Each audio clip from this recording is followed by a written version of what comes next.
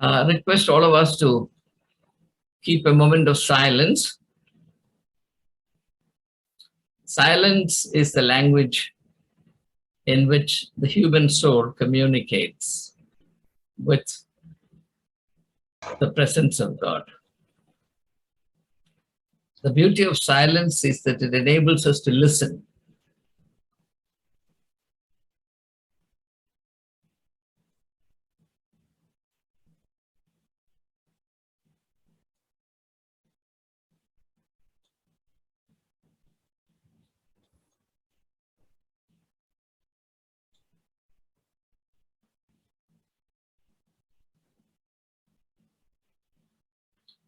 Lead us, O Lord Jesus Christ, into the deeper meanings of your words, that our lives may be illumined by your spiritual personality. We ask this in your precious name.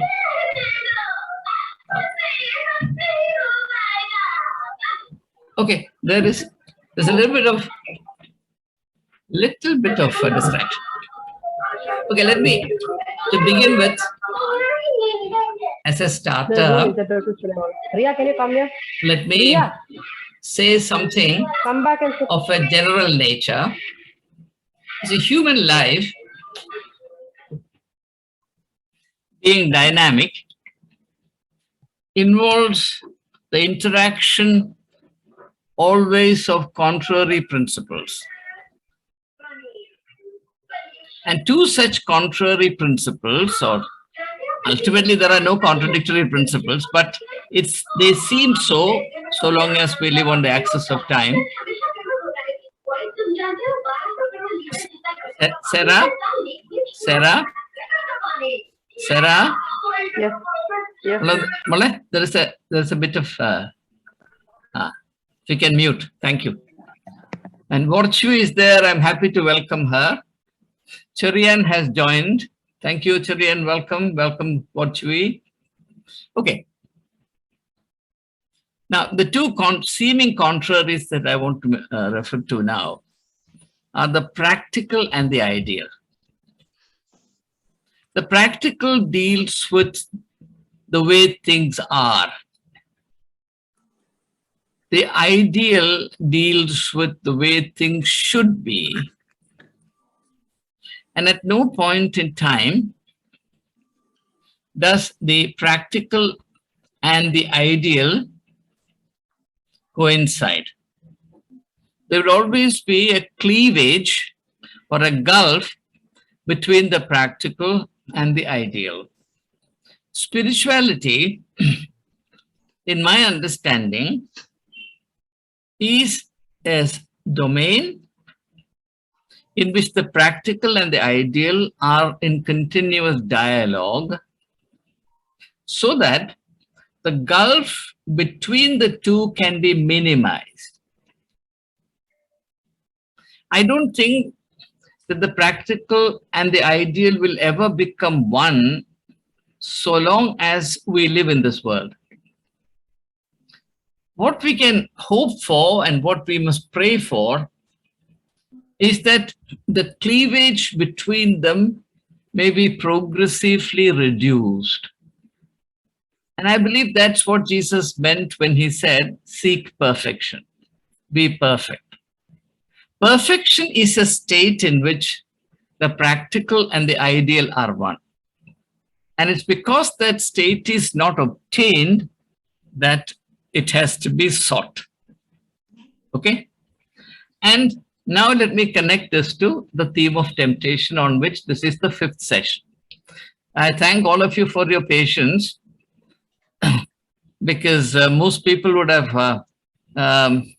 got upset with this very detailed and dilatory discussion on a single topic and left. So now, temptations involve both the practical and the ideal. For example, in the case of the first temptation, it's a practical approach to human hunger that you use whatever powers you have to produce food to meet your hunger, to assuage your hunger. Now, if you can do that miraculously, when you have the power to do so, why not do it? So, Satan is actually suggesting what is called a pragmatic approach to life. Now, that is why these temptations are very powerful. Temptations never come to us in the shape of the outlandish, beyond our reach, the extraordinary. I've never been tempted to become the president of the United States of America. I've never been tempted to look as happy as Rene looks all the time, because it's impossible for me to do so, right? But if I can sport a smile now and then, I'm happy. Okay. So anyway, so in our spiritual life, we will experience this tension all the time. Most people do not understand it in perspective, and therefore they feel upset about it. We have to accept the fact that spiritual life is a life of sublime tension. Then you would ask, why should we prefer to be in that state of tension as compared to the tensions in the world? There are tensions in the world, there are tensions in the kingdom of God. Why should we choose one in preference over the other? I'm not going to answer that question. I'm just going to leave that question with you so that you can think on and then arrive at your own conclusions. And if you want to discuss it, when the discussion week comes, we can take that up. Today should have been, I forgot. I'm so sorry. I can actually defer this discussion. If you have questions to ask, shall we take them up? Or do you want me to continue with the discussion on the temptations? Yes, yes, Sachin, I feel you should please continue. We'll take this question. Okay, Yeah. Thank you. It sounds interesting. Okay. That will create a fine ambience for us to think and then put our questions. All right.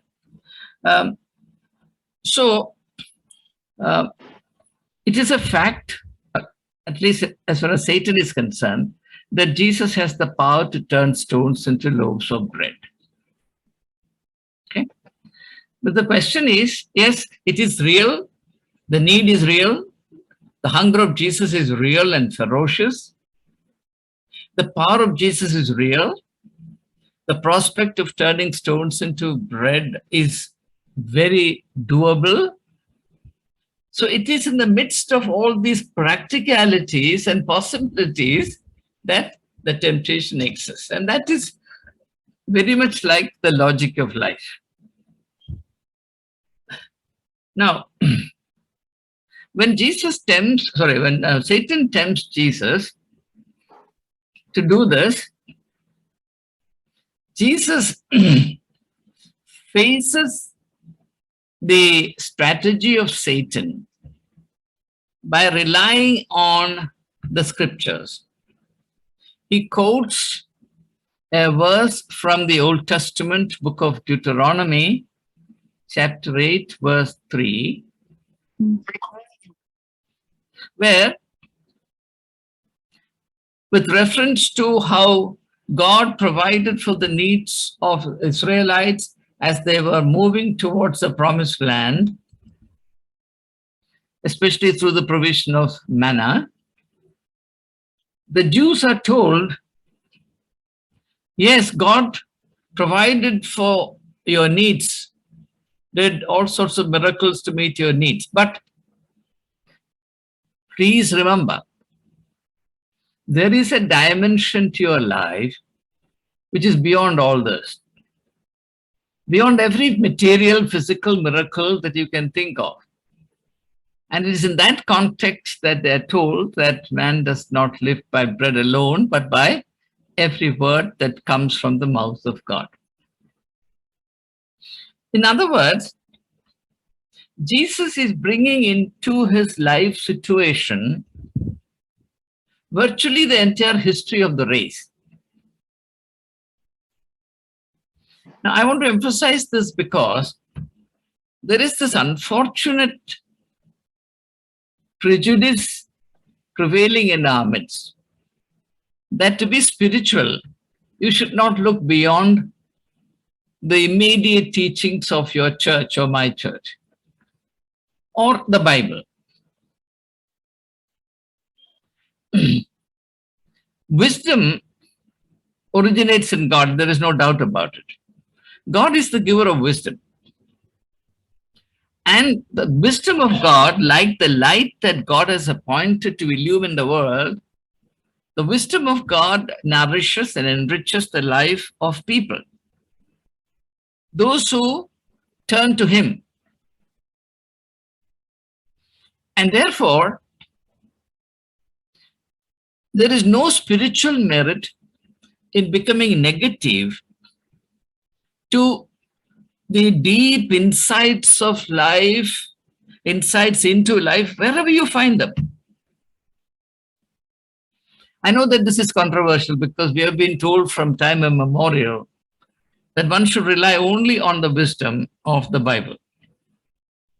I have to tell you very clearly that while the Bible has been a very major source, not just of wisdom for me, but also of language.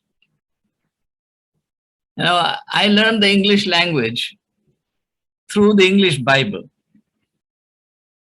because there was no way I could have learned the English language while I was living in Kerala, Kallamala, where it was impossible to hear a single English sentence spoken, except in classrooms. I had to teach the English language to myself, and my greatest language guru was the English Bible, which I learned huge sections, chapters after chapters, I learned by heart. Psalms, various texts. So, but beyond that, I've also benefited from the thinking of humankind in diverse contexts and diverse cultures. I don't want to go too much into this because you could be distracted. I find a lot of similarities between the teachings of Jesus Christ and the teachings of Stoic philosophers. I find similarities between the spiritual sensibilities of Jesus and the spiritual sensibilities of Buddha. I have found similarities between the teachings of Jesus Christ and the advice that Lord Krishna gives to Arjuna in the Bhagavad Gita. Now, I'm not saying that one is equal to the other and one can be displaced by the other. What I'm saying is that I find absolutely no merit in turning negative towards the good things that humankind, through its long journey in history, at various points have received as a common heritage of the human species. I believe that spiritual light, as and when and where it is given to humankind, comes from a single source, which is God, and that even though there are differences in terms of language, idioms, symbols, costumes, etc., to the extent that these are spiritual insights, as against mere intelligence, they can be of help to everyone. All right, now, so now when you look at the first temptation, a few things come to light. First of all, there is the human need. Secondly, there is the question of meeting them, strategy for meeting them. So two things are important in understanding ourselves. Do you want to understand yourself? Ask two questions, very simple questions. What are my needs? What are my needs? Secondly, how do I meet my needs? I think it's a very good way of understanding yourself, understanding myself is in terms of what I really need. Now, for example, do I really need the power of the Holy Spirit? In which context, to what purpose, why, when, where? Or is the Holy Spirit some kind of an ornament for me? One thing is very clear from the four Gospels, and that is the Holy Spirit denotes the power of God. The one word that's always associated with the Holy Spirit is power. But it's not power as the world understands it. It is a power of love, particularly the power of sacrificial love. Right? The Spirit of God descends on Jesus Christ at his baptism. It is something that we have seen already. And the whole ministry of Jesus Christ is nothing but a continuous, unadulterated outworking of God's love for humankind. God so loved the world that he gave his only begotten Son, etc. So, ask yourself, what are the situations in your life when you think you need the power of the Spirit? What are the situations in your life when you need the guidance of the Word of God? You know, what happens nowadays is that it is a need of the church, it is a need of the preacher, it is a need of the priest to drum the Word of God and to thrust it on you and me. Nobody asks the question whether you really need it. We have to be honest with ourselves and ask a question, do I really need the Word of God? Yes, in this context, it is very clear that Jesus needed the Word of God. But that was because he was in a particular situation, a situation of temptation. And that's a temptation itself happens because he was launching himself into a life of mission. And I tell you, there is no temptation if there is no mission. A person who is leading a hedonistic life cannot be tempted. Only a person who wants to lead a meaningful, disciplined, spiritually well-directed life, a missional life, will be tempted. Now, if you're a student in a college or a university and you decide that you're going to study well in the given academic year, you will be tempted not to do so. You have been tempted, for example, with reference to all the New Year resolutions you have made lifelong. Not one of them have you kept, even for 2 weeks. You succumb to temptations. I succumb to temptations. Let's face these facts. And it will be, you have to feel very worried about yourself if you don't feel any temptation. It means that you've completely collapsed. It means that you are living to no end, that you're up to no good. Okay, so now it's in that context that we need something more than food. The tragedy, the bankruptcy, the poverty of the life of people is that all their needs can be met with material resources. If you're honest with yourself, if I'm honest with myself, in my way of life, my needs are such that they can all be met with material resources.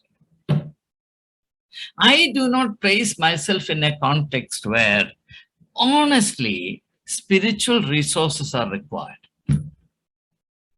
There is no situation in our life to say man does not live by bread alone, but by every word that comes from the mouth of God. Rather, we have to say that man can live by bread alone. There's nothing we need more than bread. Give us more and more bread. Right?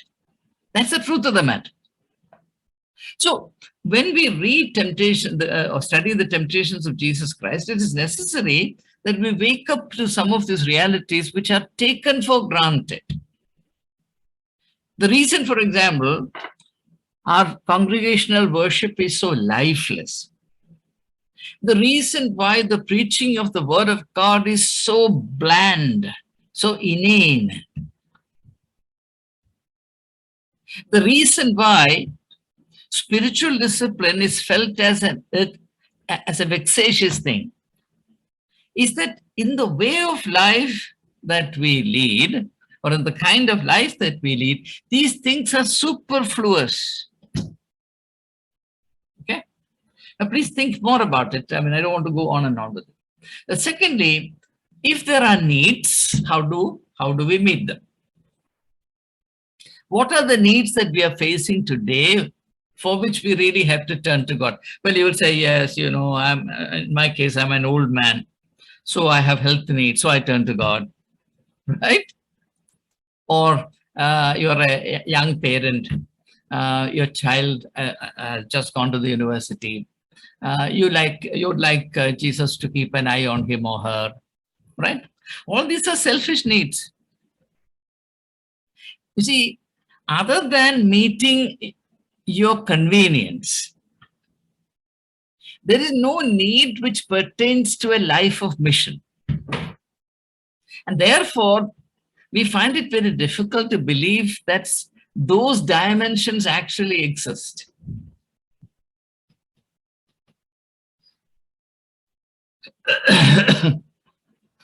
Now, what are our needs?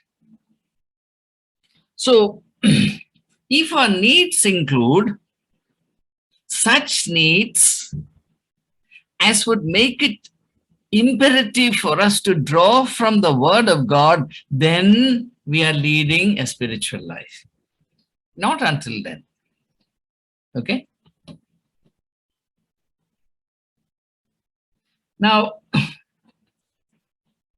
in the statement from the book of Deuteronomy, we have two symbols, bread and word. Man does not live by bread alone, but by every word. Okay? Now, in broad terms, bread helps us to survive physically. Bread ensures physical survival. Bread does not go into your brain. I hope it doesn't. It's purely physical. Word is important because since we are not mere animals, and for what we know, it suffices for animals to survive, our needs exceed the needs of animals. For example, no animal has the need to be relevant to its context.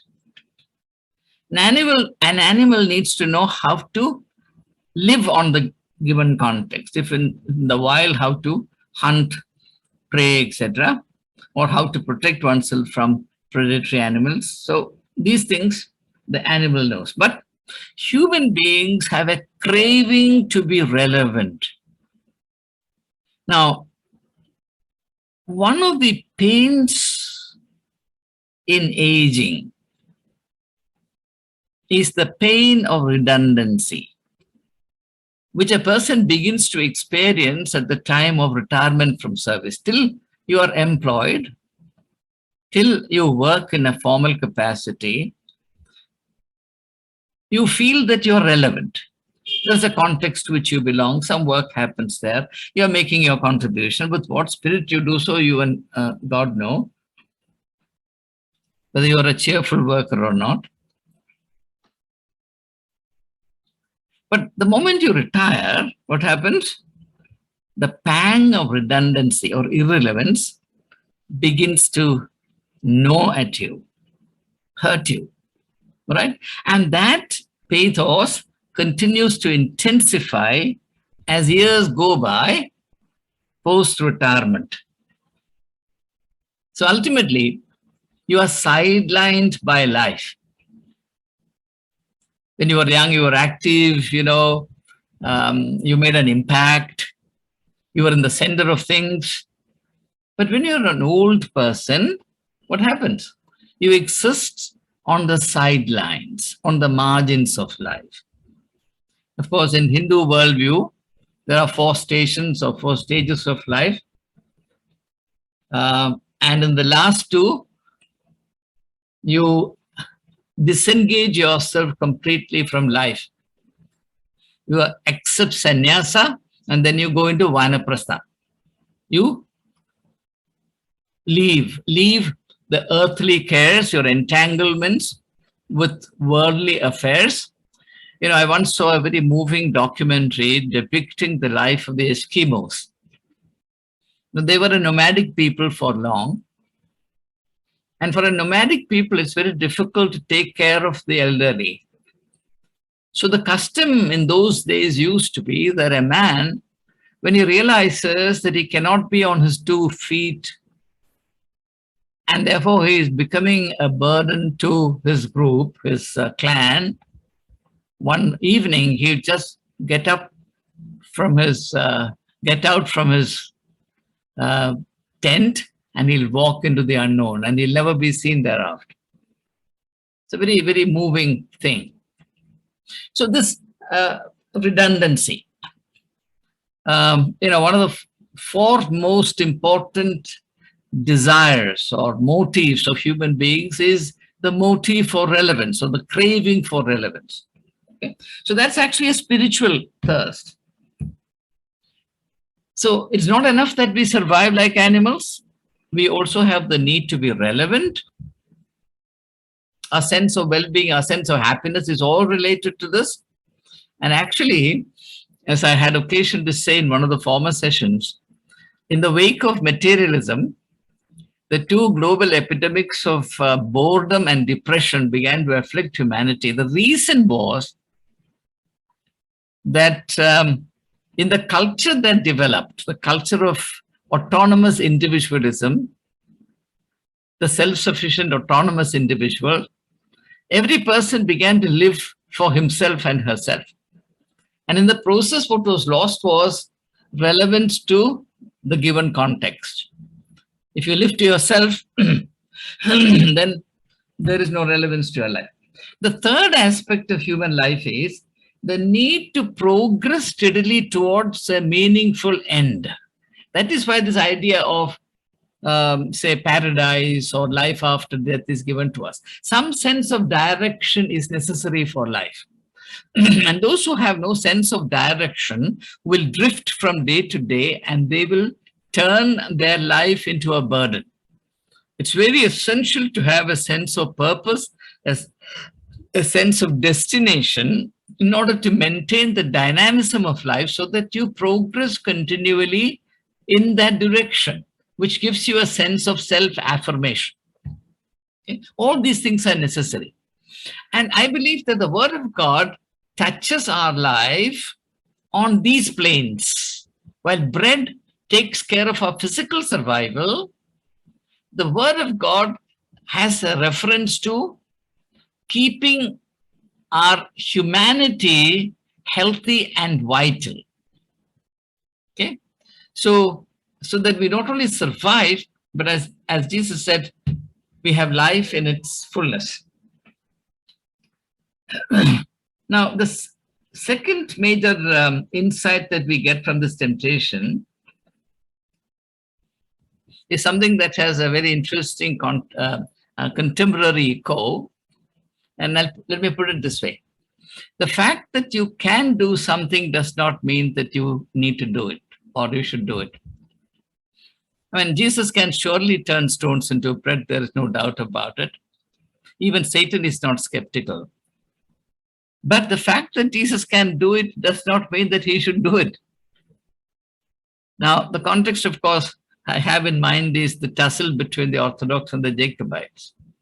The Orthodox Church has a Supreme Court verdict which entitles them to a large number of churches belonging to the Jacobites. So as per the law declared, they can go and seize these churches and the properties and institutions appended to them. The fact that secular law allows you to do it does not mean that you have to do it.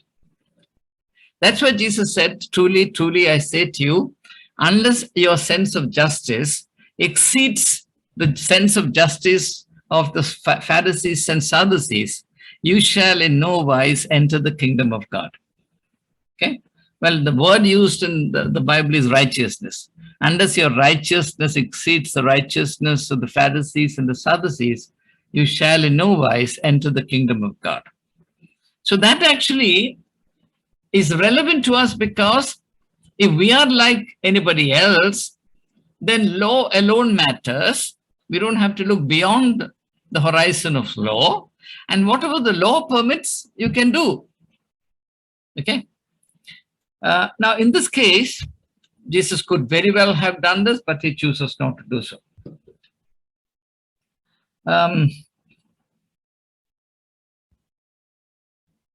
Now, a corollary to this is the question as to how we exercise stewardship over the special gifts and talents entrusted to us. You know, you remember the saying of Jesus that from whom, to whom more are given, from them more will be expected. Okay? Now, each one of us is given certain gifts and certain talents. And through the first temptation, the question confronts us as to how we exercise or employ the talents, powers, resources entrusted to us. Jesus, as a Son of God and acclaimed as such by God himself at the time of the baptism of Jesus, certainly has extraordinary powers. But how should he use it?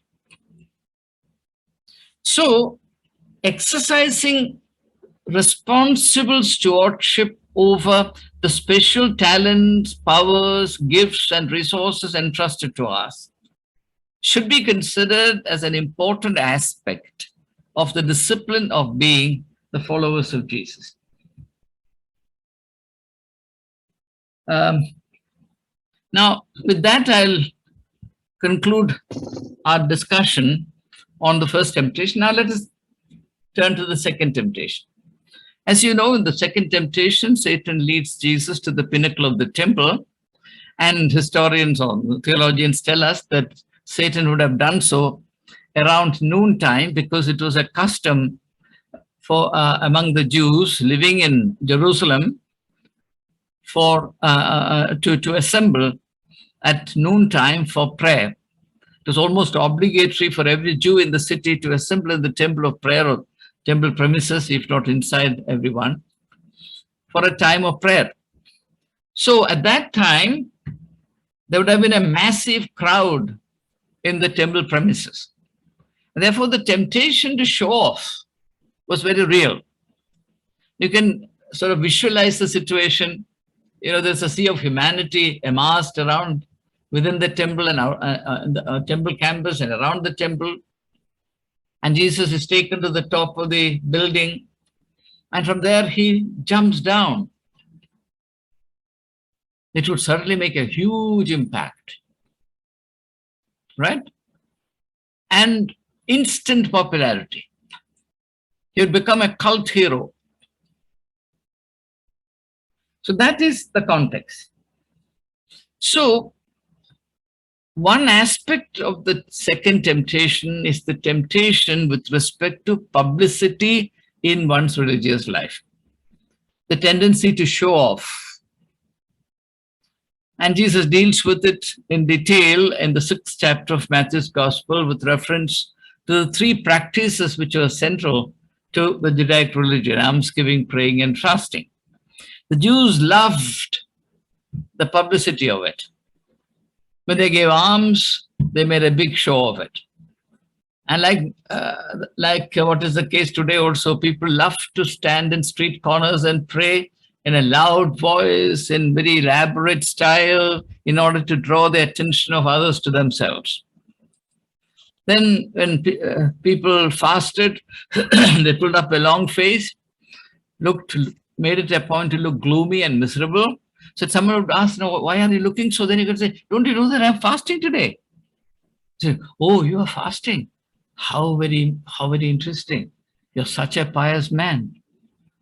So this craving for publicity is a universal human temptation. One aspect of this is popularity.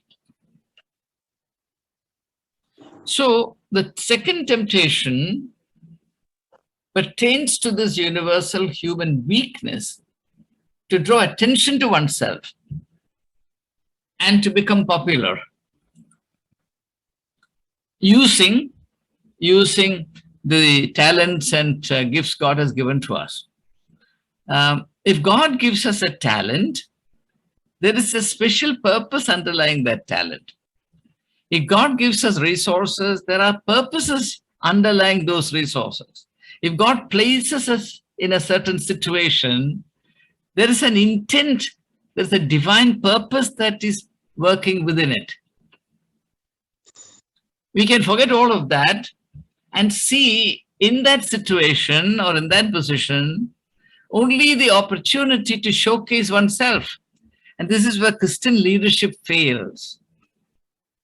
The moment a person reaches a position of importance or influence, the sense of mission dies. And then his ego begins to inflate itself, like the bullfrog in Aesop's fable. And ultimately it bursts in the story of Aesop. So this issue of the craze for publicity, now Jesus, of course, develops a contrast between the secret and the public. In the 6th chapter of Matthew's Gospel, Jesus says, if you want to pray, do not pray in public.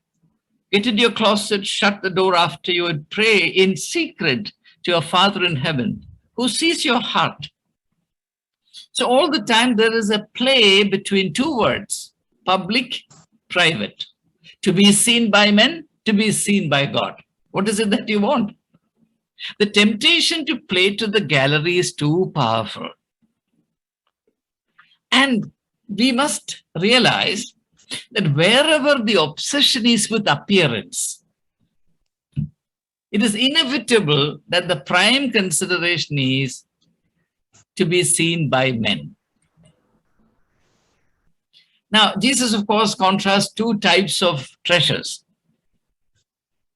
The treasures of the world, and all the treasures of the world are external. They're to be seen by men. Now, there is an interesting book which was written about 100 years ago, more than 100 years ago, by a Dutch-German economist. His name was Thorstein Veblen. Thorstein Veblen. It's available in the net. The title of the book is Theory of the Leisure Class. Theory of the Leisure Class. Okay. Now there, he sort of analyzes the various aspects of the leisure class, the economic elite, etc., social elite. And he points out in an elaborate detail that the real sense of importance that the members of this elite club derive is from being seen. In fact, they derive all their satisfaction by comparing themselves with others who are less fortunate than they are, so that in relation to them, they are better off. And there's a technical word for it, and that's called invidious comparison. I hope you are familiar with this. Invidious comparison, right? So what is invidious comparison? Comparison as a result of which other people feel miserable, or other people feel that they're underprivileged, that they are the underclass in relation to you. Okay? That's invidious comparison. You know how the world of fashion is driven by this kind of psychology. The poor people have a temptation to imitate whatever the rich are doing to the extent that they can. And it is this that drives fashions. If you take the case of drug addiction, for example, it starts with the rich and the affluent, and then slowly trickles down, and ultimately the poor in a society become the victims. Whether it is alcoholism, drug abuse, or whatever, everything. Now, in global pandemics, who spreads them? The elite. No poor man goes here and there and gets the bug. It is the rich or at least the middle class upwards. And ultimately, who become the victims? The poorest of the poor. As in the case of the COVID times, the real sufferers during COVID times in India were the migrant workers. Millions of them were caught in the no man's land. For weeks together, they were kept frozen in utter misery. Nobody ever bothered. Many of them in desperation got out of their camps, almost like detention centers. They began to walk. Some of them walked miles, hundreds and hundreds of miles. Nobody knows how many of them died. In my book, just released, that is Beyond Religion, there's a whole chapter which presents case studies of the individuals who braved the COVID times, and some of them died on the way. There's a story of a 12-year-old girl who came and worked in Andhra Pradesh. She belonged to Chhattisgarh. And when the lockdown began, she began to miss her parents and she walked. And she fell down dead, barely 12 kilometers from her home. Now, there are such heartbreaking stories during COVID times. These things are kept hidden. So ultimately, who become the victims? The poor, the underclass. Anyway, so there is this craze, and unless and until we overcome the craving to be seen, we will never become spiritually sighted. See, there is a relationship between the craving to be seen and the willingness to see. The more you want to be seen, the less you are willing to see. Spiritual blindness is not the inability to see, it is the unwillingness to see. Okay? Why are you unwilling to see? Because you're all the time obsessed with wanting to be seen by others. Think of your leaders. All the time they want to be seen. The eye of the nation must be focused on them. But are they? I mean, I remember participating in a discussion on the Rajya Sabha channel a few years ago, when I said, you see, there are cameras in both houses of the parliament to carry the discussions taking place there to the far-flung villages of India. I said, what needs to happen is actually reversing this trend. Cameras must be fixed in all the villages so that from there the reality can flow into our parliament, right? But that nobody wants to see. So there are large numbers of problems associated with this craving for publicity, craving to be seen. And it has a connection, therefore, to what Jesus refers in the 4th chapter of Luke's Gospel, verse 18, when he says, I've come to open the eyes of the blind. Who are these blind people? The blind people are not people without eyes. They have wonderful eyes. But they have eyes only to see what's good for themselves. And their obsession is only with wanting to be seen. Okay. Now, the other issue that the second temptation raises is the issue pertaining to the politics and the satanic aspect of places of worship. I don't know how many of you have paid any thought to this. All of us are conditioned to think that places of worship are very holy places. I do not know of a single place of worship which is free from cheap, dirty politics. I don't know of a single place of worship which is free from corruption, from mean-mindedness, from the lowest instincts having free play. In my book, again, I have written extensively about places of worship. If you look at it historically, you will see that places of worship, churches, temples, mosques, etc., they're all architectural marvels. And the design and the fashion of your places of worship have moved together with the trends in architecture. The cathedrals which were built during Gothic times stand out in their Gothic style. Modern cathedrals are not built like Gothic cathedrals. And in the time when human beings were nomadics, moving from place to place without any settled life, there were no temples. God did not have a place of rest. God was, for example, in the case of the Jews, God was in the form of an ark, which they carried with them wherever they went. It was a small little thing. Only after people settled down somewhere and they began to live in better and better houses, that they began to feel that it was not a good thing for them to live in comfort and luxury and let poor God languish in small accommodations. So, places of worship have more to do with human material resources and architecture than with anything else. I mean, do you really believe that God can be impressed with the grandeur of the structures that you create? God feels more comfortable in a cathedral than in a village, small little chapel. What's your idea of God? You know, we, because of our vanity, have a sense of pride about building big,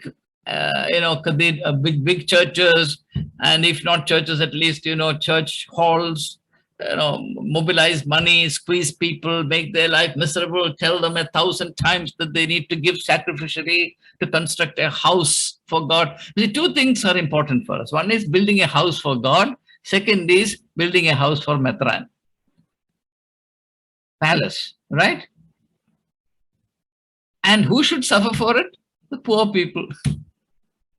People who live in these mansions, luxurious mansions, they do not break sweat and earn £1 sterling or $1.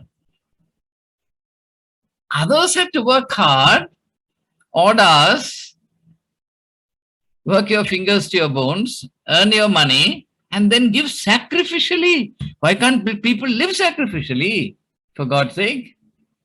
Why should a bishop live luxuriously and you give sacrificially? Please tell me. I don't understand the logic of it.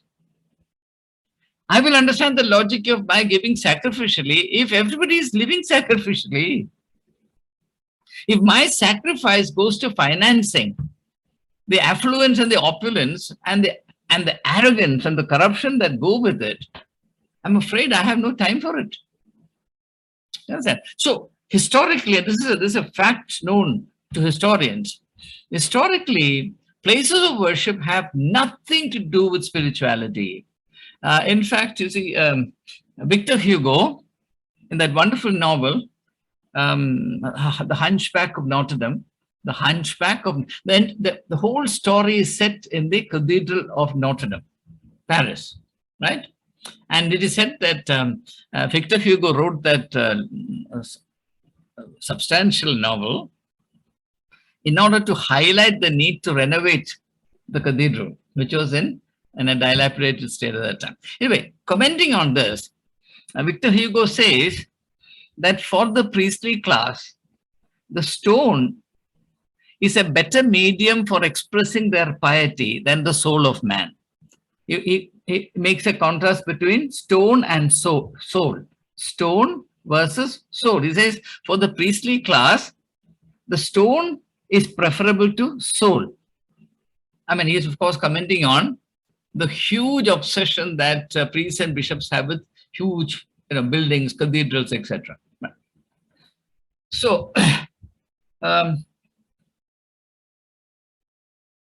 the fact that you are in a church or a temple or a mosque does not mean that you are safe from temptations or that you are in a spiritually healthy state and that Satan has no access to meet you or to enter you and so on and so forth.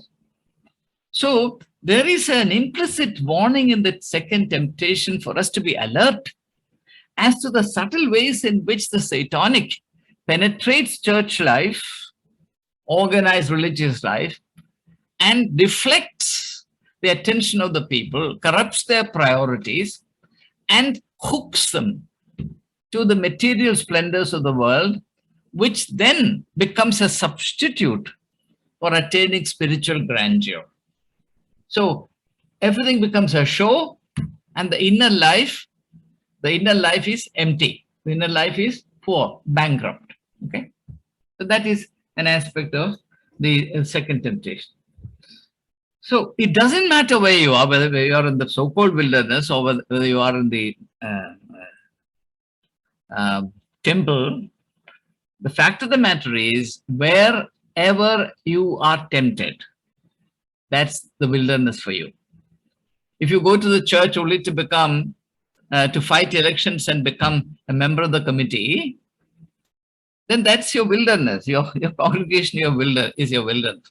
Why do you want to become a member of the committee? Well, some may become members of committees because they have some wonderful aims. They want to do good work. Some may want to do so only to secure a label, one more feather in the cap. For such people, the church is a domain, is the wilderness of temptation, right? There are some people, is it Thomas Hardy, the English novelist, once said that when he was a young man, he never missed Sunday service. But he said, I never entered the church. I used to go there to see beautiful girls. He said, I was religiously there every Sunday, but I never entered the church. My interests were different. Okay? So all these things happen. Now, now let's quickly go to the third temptation, because I want to conclude our discussion on temptations today. In the third temptation, Jesus is led, it's very interesting, from the temple to the mountaintop. A connection is established between the place of worship and the place of politics. Why is Jesus taken to the mountaintop? Satan wants to show the glory of the nations of the world. Okay? So perhaps there is a kind of implied idea that politics is never far away from religion. The distance between the place of worship and place of politics is not all that great. It's a very small step.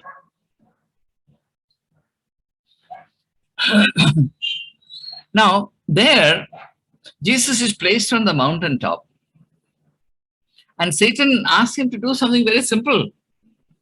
Nothing much, just bow down and worship me for a minute.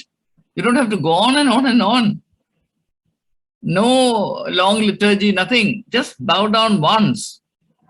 Kneel down, acknowledge me temporarily, fleetingly as your master. I'll give the nations of the world to you.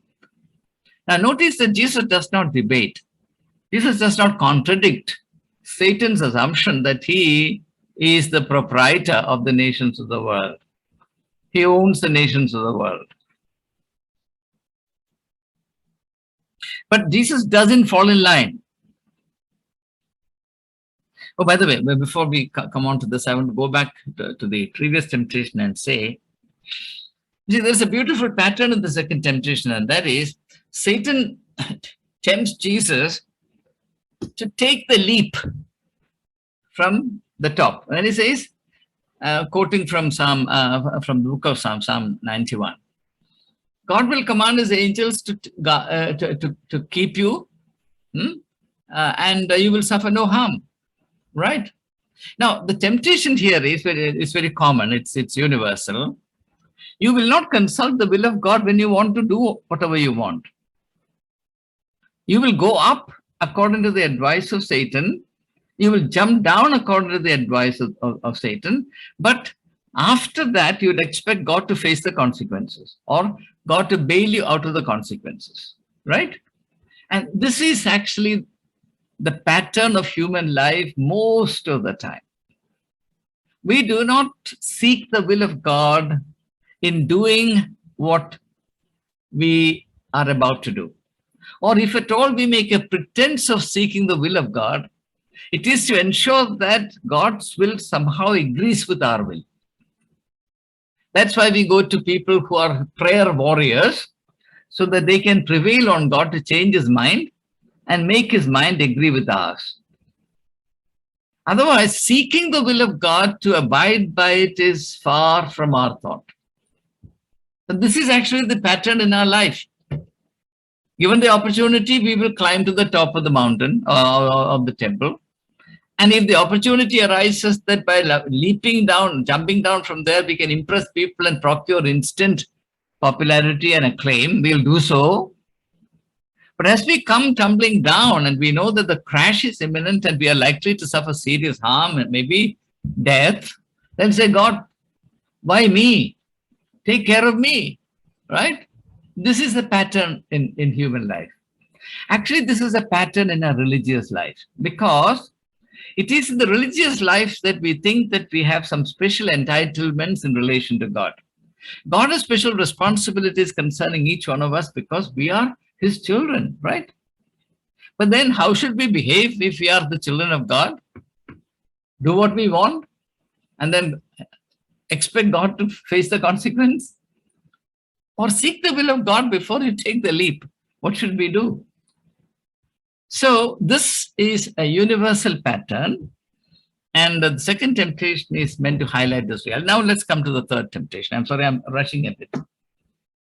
So now when you stand on the mountaintop, what do you see? You see the nations of the world. Now, what is it that you associate with the nations of the world? Nothing but power. This is the ultimate temptation, the temptation to acquire power through unfair means, shortcuts to power.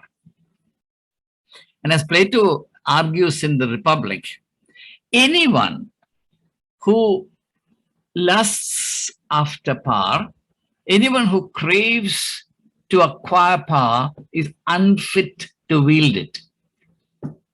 You can rest assured that a person who craves to occupy a position of power will abuse it. Whether it is in politics or in religion, rest assured.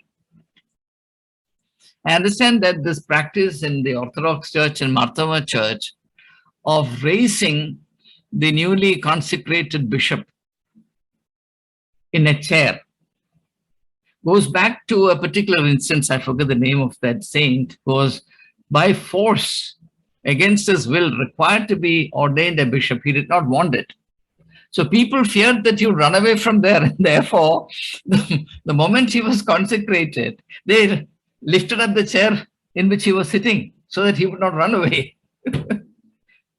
And I leave it to you to decide for yourself whether that is really the case today. That is the reason why this ritual is enacted in our times, right? So a simple principle is that anyone who craves to attain power is sure to abuse it. He is unfit to hold that office. But unfortunately, people don't know this. So there is a satanic principle at work in the scheme of things. And it is naive to assume that it is not so. And the satanic element perhaps is a bit different from what we think it is. That satanic element is an integral part of human nature, which has a distinct preference for shortcuts. Wherever a human being chooses shortcuts in preference over legitimate ways, he is in the grip of the satanic. There is no doubt about it. For example, if somebody wants to become a bishop by bribing members of the electoral college, you can also become a bishop through the proper way by being spiritually highly developed, so that everybody in the electoral college is convinced that it is in the best interest of the church to elect you or select you as bishop and consecrate you. That is a long shot. The shortcut is that you invest a lot of money, as is the case mostly these days. I'm talking about CSI and CNI that I know. Huge investments are made, shortcuts. And lo and behold, these officers are wrongly abused.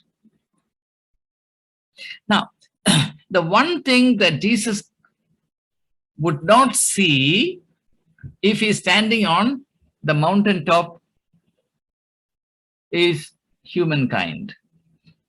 From there, you can see the nations of the world, but cannot see human beings, right? That's the problem with holding offices. In our political elections, before the ballots are counted, the candidates are full of concern for the people. The moment the results are announced, people vanish from their radar altogether. Then the crude game of power and profit begins. So, the heart of the matter in politics is the tension between people and power. People and power. This is the reason why it's a spiritual duty to speak truth to power. And that is a prophetic mission in politics, to speak truth to power. Now, in the Indian context, every Chakravarti is a grand emperor, unlike the local small-time kings. Every Chakravarti had his court Purohit. And the court Purohit was meant to perform a role similar to that of court prophet in Israel. You remember Nathan was a court prophet of David, and how Nathan went and confronted David, and David then becomes convicted of his sin, and then he writes that moving Psalm 51, right?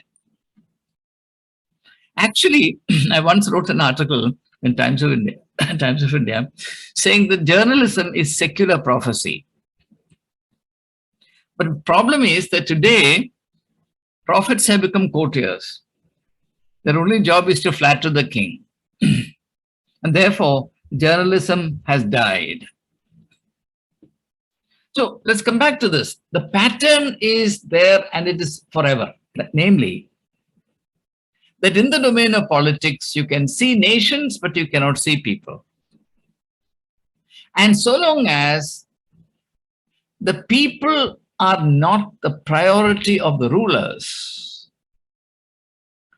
their interests are always sacrificed. So the problem is not with politics per se. The problem is that politics is corrupted and degraded into a game of profit, where people don't matter. Power matters, and power is easily convertible to profit. All this is actually prefigured in the third temptation. So you begin in the wilderness, come to the city, if you like, to the city of Jerusalem, second temptation, then you go to the mountaintop. There is a particular pattern here. And now you see the nations of the world, right? Now, of course, Jesus came to redeem the world. So you would say from your or my narrow logic, what is wrong if Jesus were to gain the nations of the world and get it out of the control of Satan and, improve quality of life in comparison to the great good he could do, bending down and worshipping Satan for a minute is nothing. It's buying it cheap. But the point is that if Jesus were to bend his knees before Satan, he would become a politician who cares only for power and money and not for the people. And the parable of the lost sheep that Jesus taught will never arise in his imagination. The idea that he came to preach the good news to the poor will never arise in his imagination. All his mission would die an instant death. That is the gravity of the temptation. So the the three temptations that Jesus faced summarizes, as I said in the last session, all the temptations that we would ever face in different contexts, with different faces and shades. And the third temptation focuses particularly on the idea of worship.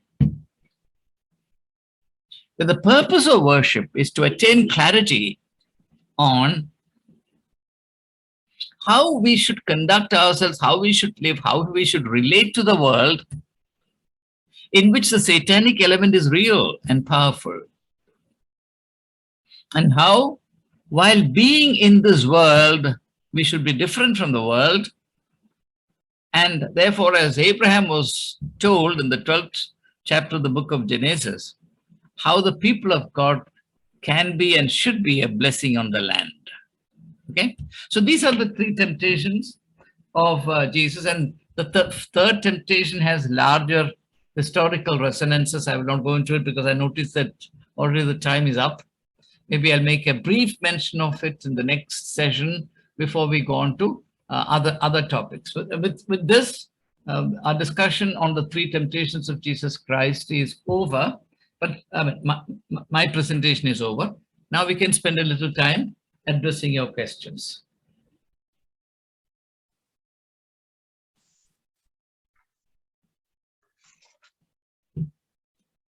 Can I start? Yes, everybody expects you to start.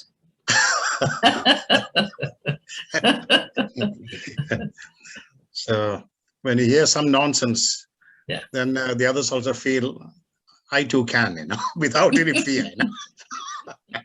You're in the ministry of encouragement. Yes, yes. The point that you said was, speak truth to power. Yes. That, I think, rules a lot of our lives. You can't call it complacency, but it is a question of why argue when you know for sure that it is nonsense and it is illegal, it is not right. What am I trying to prove? And it is reaching a level of contentment within yourself to say, I don't need it. I'm happy where I am. I mean, this has affected me at work in the sense I saw incompetent people climbing up the ladder, passing me, all because I would not fit into the pattern of leadership in a manner, in the sense, I've been in this country for 50 years. Yeah. I never touched a drop of alcohol. And that, in a manner, worked against me. But I would not compromise. And but by God's grace, it was noticed and I rose up in my profession. But it was a fight that I took on myself. And what happened was, as a result of this, is I slept beautifully. So sometimes it is not worth telling the truth because it'll get you nowhere. You're fighting an institution. And this is also common in churches. You see a lot of abuses. I totally agree with what you're saying, that, people in a spiritual position of power are totally blind to justice and purpose of the kingdom. So you took on a brave mission to write that book, to argue the point of injustice all over. But I don't think I have that bravery of yours. Frankly speaking, it takes a lot of guts and you become a loner. So I don't mind being a loner, yet I'm not prepared to take up that challenge. So that is, I think, a human nature which controls most of us. It is not that we want, but that we comply to all that. It's just that finding your level of contentment and saying, that's all I need. So Yes, that's my point. yes, Rene. You make sense within a context, right? Whether that is how life ought to be lived is another question. For example, whether or not you would have been happier if you had risked a little more remains to be asked. We do not know. See, in these matters, the beauty and the enigma of life is never in your life will you know what would have been the case if you had acted differently. All you can say is, this is how I have acted. Yeah. Right? What would have been the case with my life? What would have been my personality? What would have been my perceptions about life, right? Or the quality of my life, had I acted differently, is something nobody can answer. We may subjectively feel, well, it would have been better or it could have been dangerous. I would not have been alive. Yeah. But these are all hypotheses. Nobody knows for sure.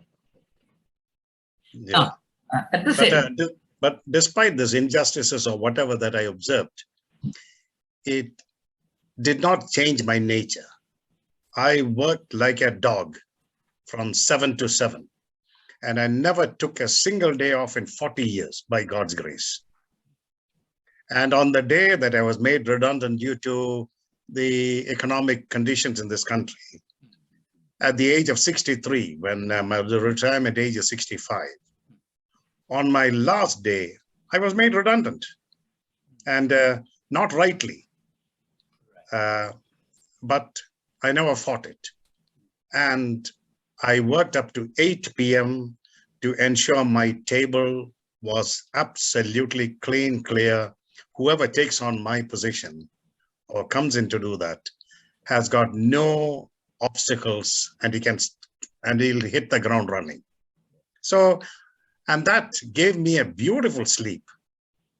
And I think, the thing is, it is wonderful having ideals, but not at any cost. Yes, yes. Well, ideals are not Dunlop pillars. Ideals do not make comfortable beds, right? You're quite right.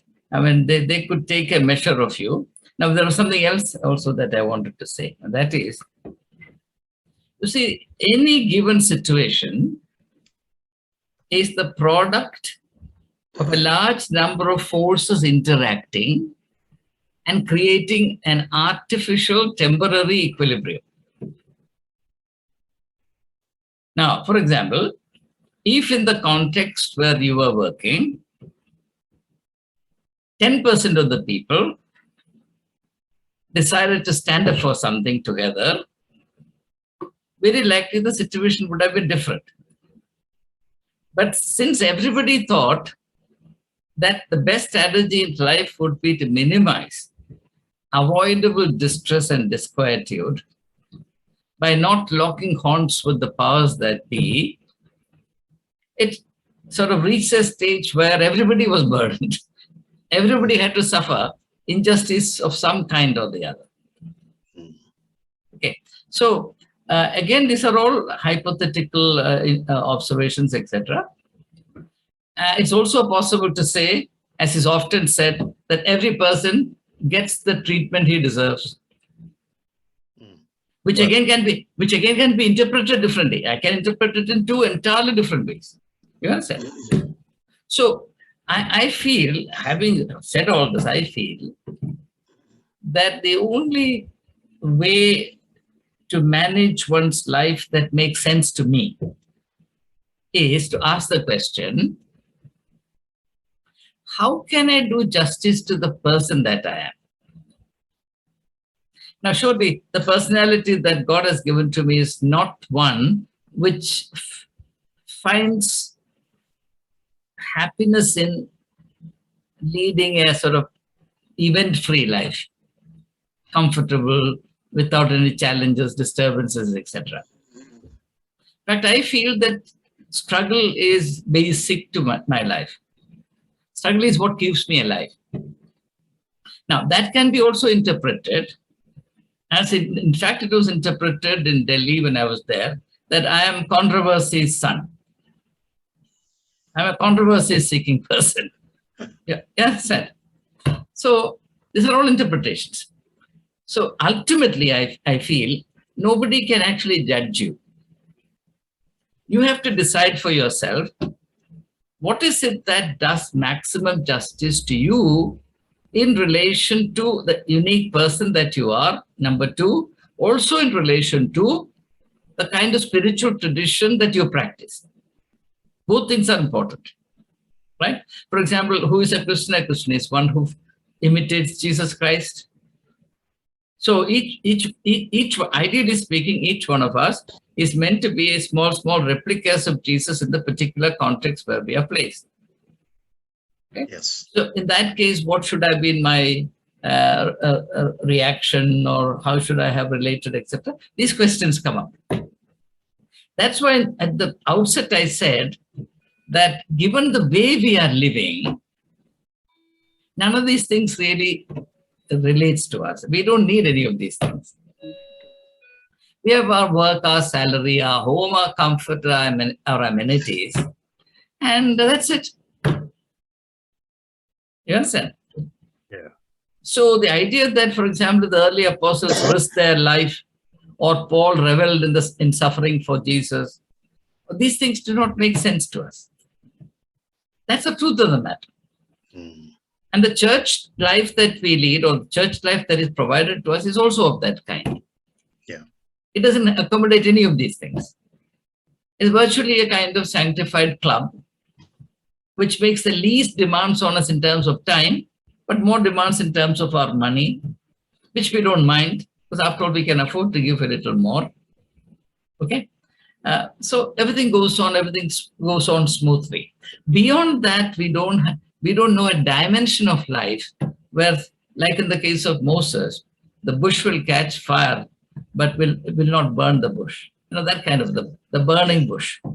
That we will never reach that stage, the burning bush state of life. Actually, it was not the bush that was burning. It was his mind. It was his mind that was burning. All right. The thing is, the attitude towards the church in a manner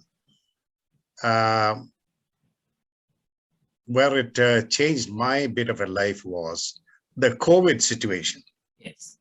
When the COVID situation came, I believed, give to God what is God's, and give to God what is Caesar's.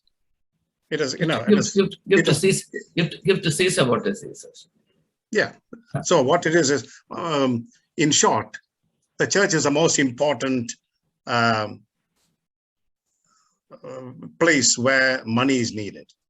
But this COVID brought a reality into my perspective, and I knew where the injustice was. And it has changed my life, where my contribution has been just to sustain the church, but it has been diverted towards the needs of the world. And it has given me a great sense of, it has opened my eyes. Very good. And I'm very much at peace now. Very nice. Well, that's good. That makes sense. That makes sense. Yes. Yes, any other question? It's me. Yes, Raghu, yes. I have a very simple question. When Yes. you just said, give to Caesar what is Caesar's and give to God what belongs to God. Yeah. Now, in that case, shouldn't we give what belongs to the Metrarchan? Pardon? What belongs to the Metrarchan, shouldn't we give to the Metrarchan? Yes. Yes, sure. We see, it's a matter of opinion as to what belongs to him. See, these are all these things are decided by the traditions that develop from time to time. No, there's nothing fixed. There's nothing fixed about these things. For example, what you would have thought you owed to a bishop if you had lived 50 years ago is different from what you now think you should be given. You understand? Because scales have changed, ways of life have changed, perceptions, ideas about, grandeur, etc. All these things have changed. Therefore, you have to decide within the given context as to what you should give, what you should not give, where to give, why give, in what form you give, whether you should give only in the form of money, why shouldn't you give in the form of your expertise, your time, your special gift, whatever it is. Your gift may be to be a teacher of the Bible. Your gift may be just to say a word of encouragement to somebody. Your gift may be to relate to young people in your congregation and to give them a little encouragement, whatever it is. So I strongly feel that we should not reduce our relationship to our congregations only to money. This is my humble submission to everyone. Money is needed. I'm not saying that money is not needed. I'm saying that beyond money, there is a dimension, there is life. And that is where we need to pay more attention, and we need to grow more in relation to those dimensions than we have ever bothered to. When we do that, what happens is church life would become richer. If church life is reduced only to giving and spending money, and the prayers that are meant mainly to facilitate that, church life becomes unbearably barren and bankrupt. It doesn't have to be so. Church life can be very rich, very rich. I mean, think of a congregation like yours, Renee, your congregation, right? I mean, the people, all members are highly educated, wonderful human beings.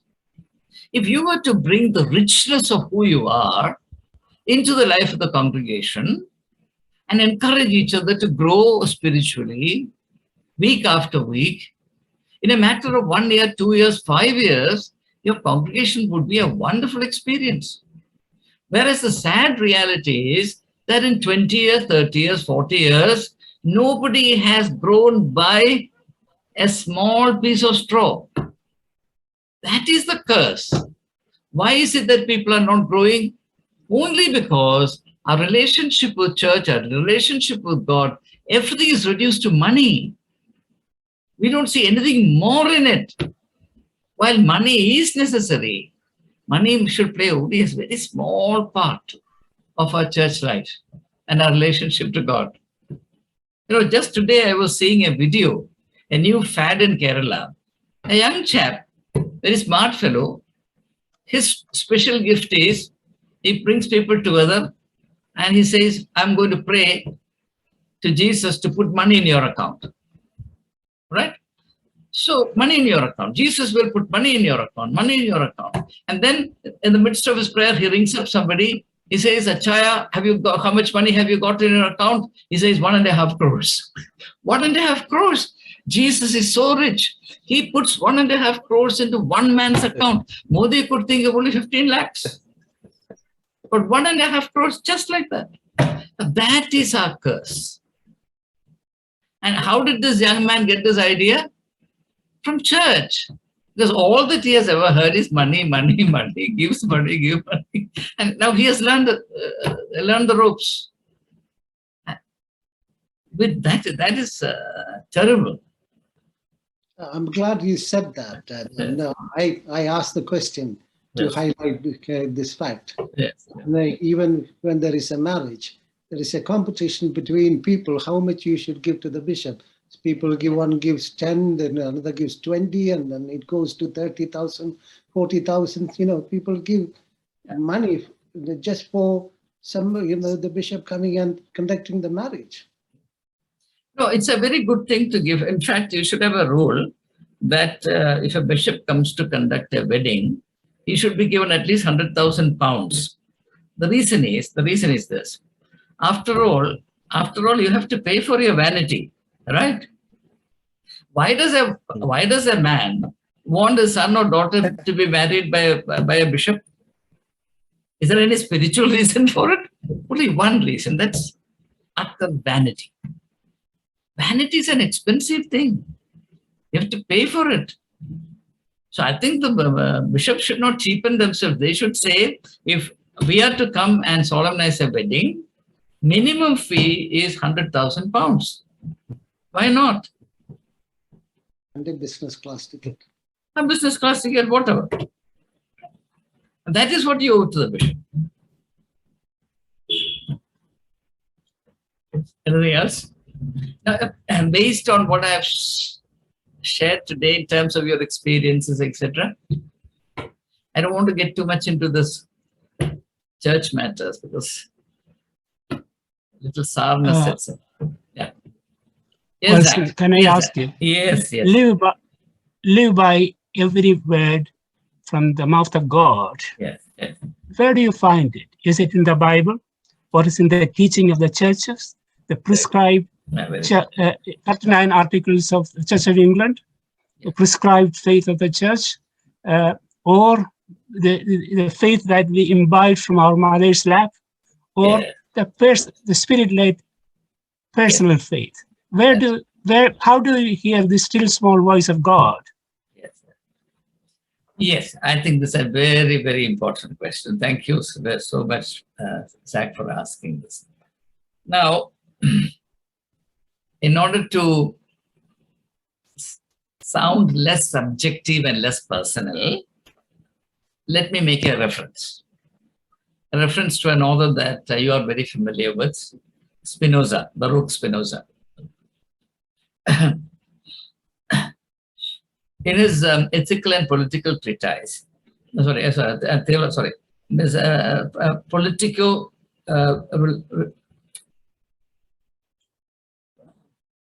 politico-theological treatise, the second volume, I think, he makes a point, which of course could be very shocking for Christians. He says that it is wrong. It is wrong to say that the Bible is the Word of God. He says the Bible is the Scripture. Accept the Bible as Scripture, on the basis of which you seek the Word of God for yourself. That's what he says. Now, in the beginning, God says, let there be light. Right? So then God speaks the whole of creation into existence. One of the big questions that was debated in the 18th century, much of 19th century in Europe, was what is called natural theology. Does God speak to us through nature? Does nature reveal any aspect of the divine? And again, in the case of Spinoza, as you know, Spinoza equates God with nature. Right? So, when Jesus taught parables, he drew largely from nature. Okay? So, doesn't it mean that God can speak to us in a variety of ways and means other than what we are used to? If we accept the point that God fed prophet Elijah by sending a crow to him, right? Why can't we accept the idea that God can teach us through any means imaginable?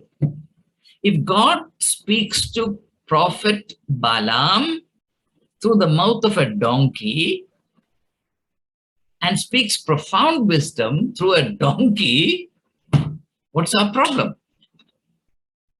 So this idea that only the written word, and that too in its literal sense, don't look to the left, don't look to the right. That is the word of God. Biblical literalism. I'm afraid I find it very, very hard to accept. God can speak to me through a child. Certainly. God can speak to me through my students. And as C.S. Lewis says, God speaks to us through suffering. Suffering is also the word of God. God speaks to us through certain circumstances. So the lesson given to Prophet Elijah in that experience, where he had preconceived stereotypical notions about how God should be speaking, that God would speak only through thunder, lightning, through earthquake, through fire, etc., is no, none of these things. God may speak to you in ways entirely different. The still small voice. Now, the pity of it, the funny thing is, so from that moment onwards, people would say, oh, God speaks only in that still small voice. Because we must turn everything into a stereotype. No, tomorrow God may shout like a tiger. Tiger, tiger, burning bright in the forest of the night. William Blake. Tiger, tiger, burning bright in the forest of the night. God may speak to you through a stranger. As it happened in the cases of St. Francis of Assisi, a leper came from the other way and he felt a revulsion and he shrank inwardly.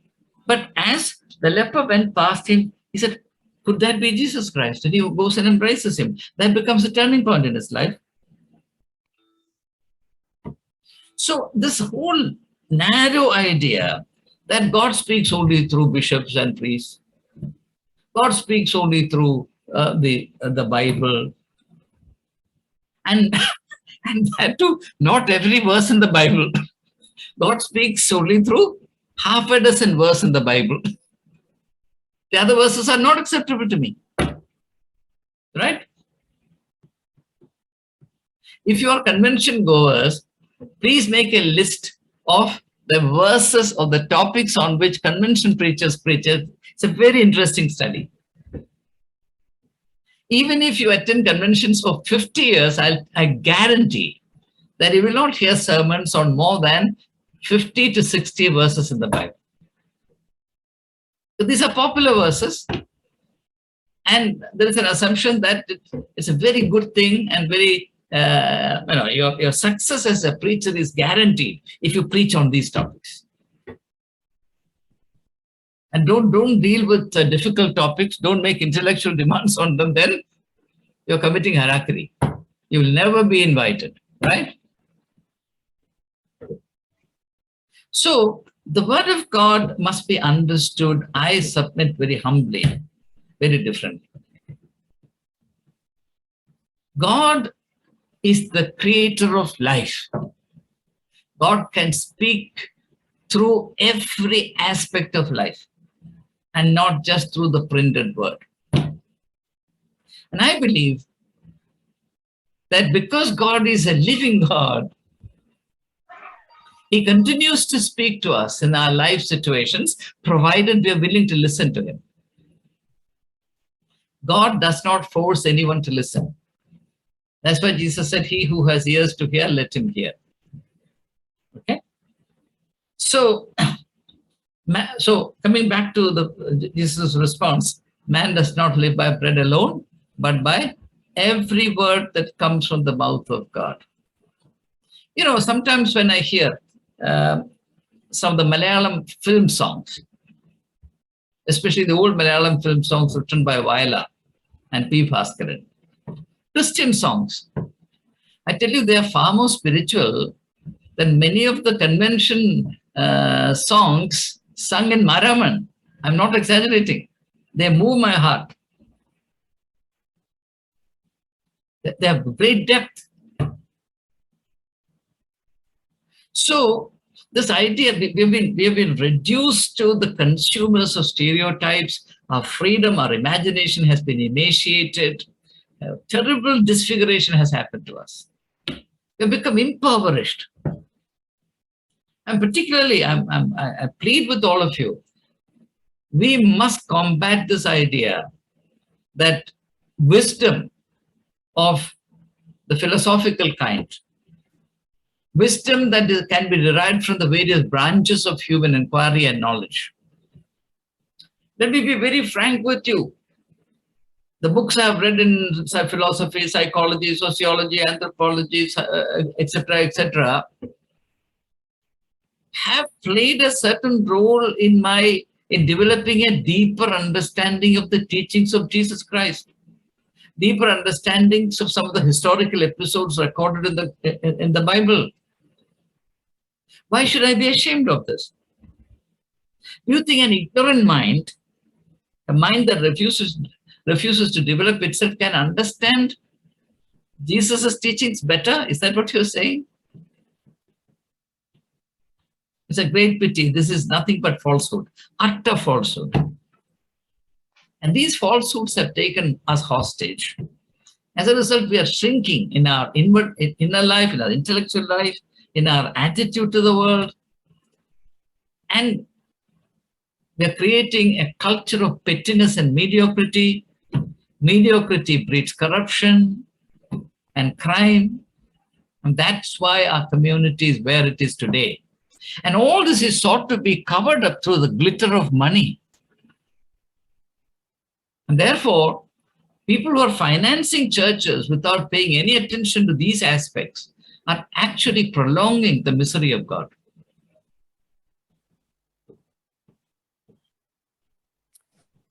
Can I say something? Yes, yes, please, yes. Like, James, yes, James. Talking about the books of the Bible, there is what we call apocryphal books, yes. like the Gospel of St. Thomas, the Gospel of Philip. There are so many other Gospels.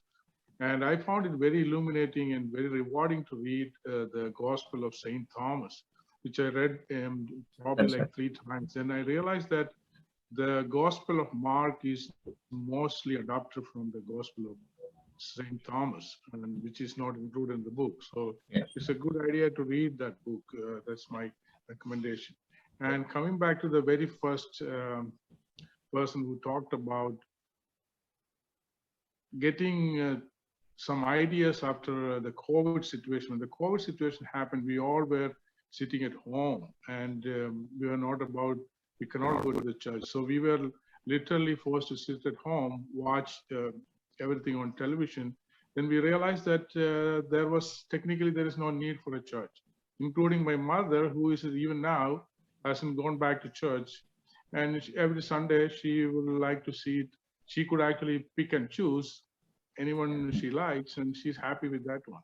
So, and then also we were forced to think and understand the concept that what Jesus said, that was, you have to go inside yourself to understand Lord, the God is within you. So you are back in your own home, not in a place where built by human beings. And that's already in the book saying that Jesus or Lord does not live in places built by human beings. Yes. And that is one comment I want to add. And second thing is that somebody posted a question on, I think was email, and I'm sorry nobody responded to that question. So, what was the question? I don't remember who posted some questions. What was the question? We can discuss now. It was on email, and I'm sorry nobody responded to it. I thought I'm not the most educated person to comment on that one. And do you remember the question? Do you remember the question? The person who is in here might be able to comment on or repeat that question about. I think it was about the Garden of Eden and something on that vein as he was talking about it. So okay. Well, if anybody has a question about that, we can take that up. Okay. That's all what I want. Yeah, sure. Thank you. Thank you. It must say about Laji writing about where is heaven. when is God? And I mean, Raji is here, probably you could say more about it.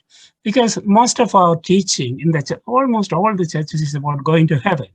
Yes. And where is this heaven?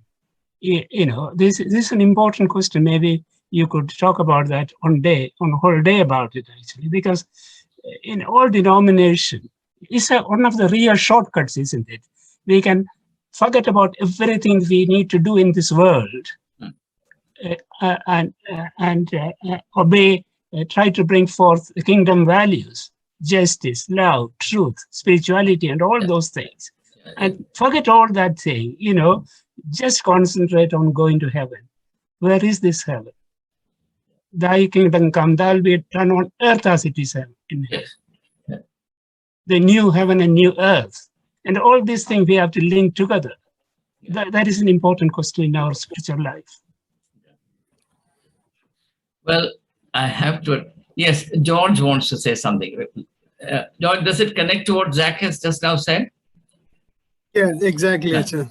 Okay, then let me have your comment also, then I'll connect the two. Yeah, okay. You want to say something? My comment to this is E.W. Tozer, one of the greatest. Yes, yes. Tozer, in one of his essays, God Incomprehensible. Yeah. He has very clearly mentioned that with the human sense of 5 senses of understanding and knowledge, it's difficult or impossible to comprehend God, and it's complete with his characteristics. This is why God has come in the form of a human man to show us in human dimensions what God can be. But that's not ultimately God. God is much beyond that. Now he says God is incomprehensible for we human beings. So he starts with a prayer. Dear Lord, help us to know that we cannot know. We do not know the secrets of the world, the science, the creation, how it works. Yes. So it's something that's beyond our senses to say where heaven is, what heaven is. We are just trying to put heaven in a human dimensions where it is not. It's in a higher celestial dimension. So we cannot talk about it, understand it. But why I believe in heaven is not because not because I believe it is going to be happiness and living with Jesus and all that, or because I am confident that my Lord has told very clearly, John chapter 16, that he is going there, where I don't know. He is going there to prepare a mansion for us. A mansion, dimension of which in human senses I cannot comprehend. There's a limitation, human limitations. So it's idiotic for us to be talking about what heaven is, where heaven is, because we will never listen in this last chapter. But I've heard about you, but I have never known your expanse. And so I humble myself. This is the attitude that we can take before the Lord. Jesus himself says, this is not drink, this is not happiness, this is not pleasure.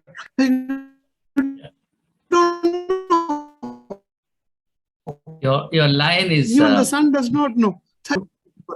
My question, okay, this is my... No. We cannot know certain things. Even secrets of science, I don't know. A network problem. So some of your words are garbled. That's fine. We've got a sense of what you're saying. Thank you. Yeah, thank you for the input. I have a question, actually. Yeah. Well, it was all thought-provoking, whatever you said, relating bread with the word of God. We crave to be relevant. It's natural. The Eskimo story was very touching. And the Victor Hugo's definition about stone and soul. Beautiful, wonderful, lovely. But the only area that I have a question is here. You encourage us to see beyond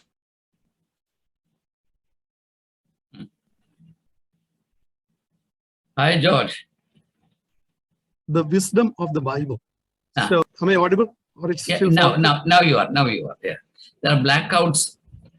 That's what I was hiding. Yeah. My internet is very unstable. Yeah, I know. Yeah. Carry on. Let's see. You said that we need to see beyond the wisdom of the Bible. Actually, we have been conditioned from childhood, day one onwards, to rely on the Bible and to see the whole world in the light of the Bible. So when we say that we have to see beyond the wisdom of the Bible, I think it's a bit embarrassing how to proceed.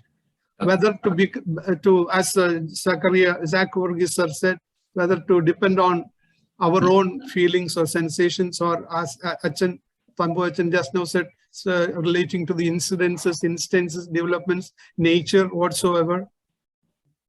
The source of that wisdom to see beyond the Bible, that's something that's a little bit difficult Okay. to understand. You quoted from Tozer.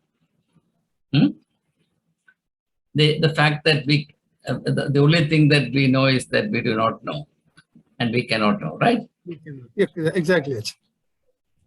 Tozer wouldn't have said it if someone called Socrates did not exist. The Socrates who for the first time said that the only thing I know is that I do not know. I do not know much. You understand? Right? No, he didn't say much. He said, true knowledge is the knowledge of one's own ignorance. That's exactly what he said. Okay? Now, is it a sin on the part of Tozer to rely on Socrates and to adopt this insight and use it in his exposition of spiritual themes? It is not. It is not. If I derive some deep insights into compassion from the teachings of Buddha, do I insult the Bible? I'm afraid I don't think so. You understand? So the fact of the matter is that what we consider to be our own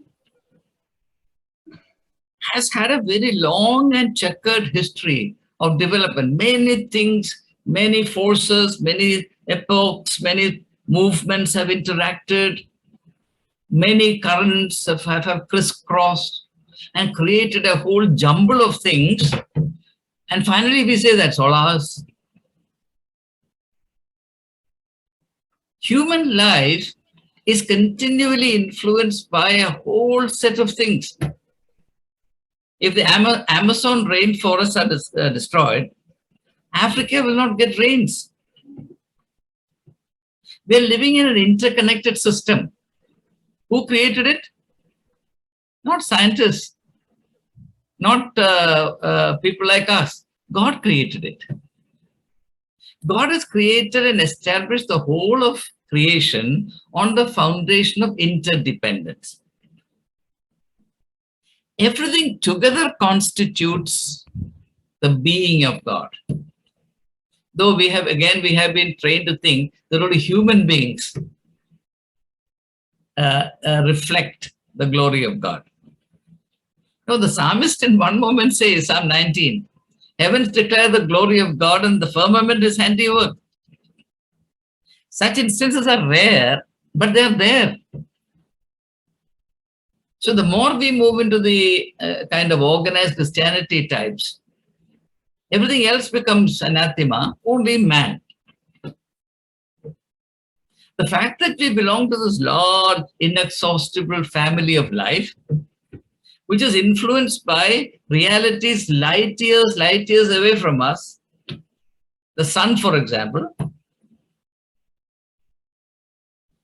and think of the globe on which we are living, which is spinning through the space, kept in its orbit by all kinds of interlinked attractions, forces of attraction, repulsion, etc. Think of the connection between the earth and the sun. I'm not surprised, for example, that sun worship developed. By the way, sun worship was an important aspect of the religion of Rome. And Constantine was a worshipper of sun. That's how actually Sunday came into being. Sunday did not come into being because that was a resurrection day. Sunday means the day on which sun was worshipped, for God's sake. That's what it means. So, we have to grow out of this kind of narrow attitude by which anything other than what I am comfortable with is haram. It's sin. It's pollution. The thing is that even with respect to the Bible, we relate to a very small part of it, not even to 1% of it. And even to the 1% that we relate, we interpret it according to our convenience. Therefore, it is doubtful that we relate to that also. And it's from the state of willful ignorance that we pontificate. So this must change. I think our community has suffered a great damage over a period of time by developing and sort of institutionalizing negativity towards the world. I don't see that negativity in Jesus Christ incidentally. So the Christians who are holier than Jesus. Jesus was very at home with the things of the world.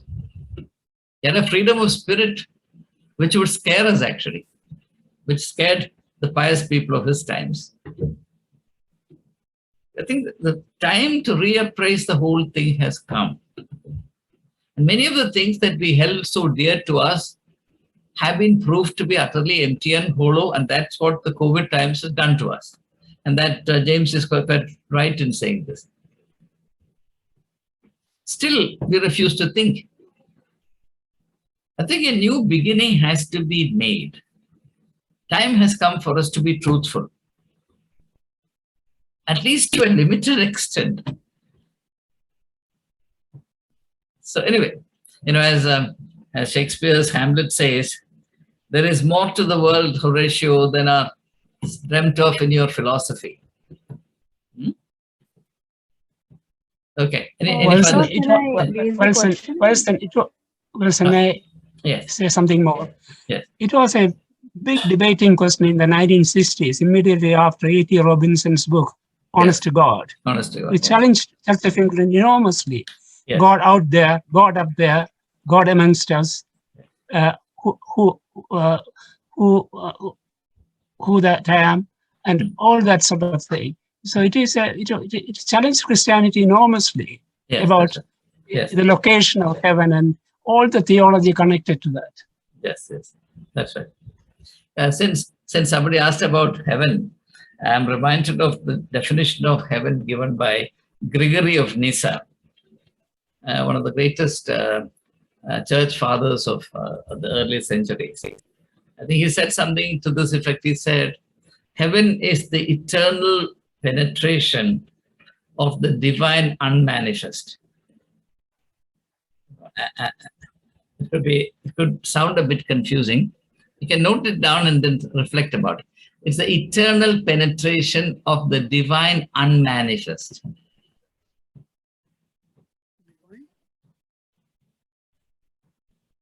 I'll repeat. Heaven, Gregory of Nyssa, Nyssa.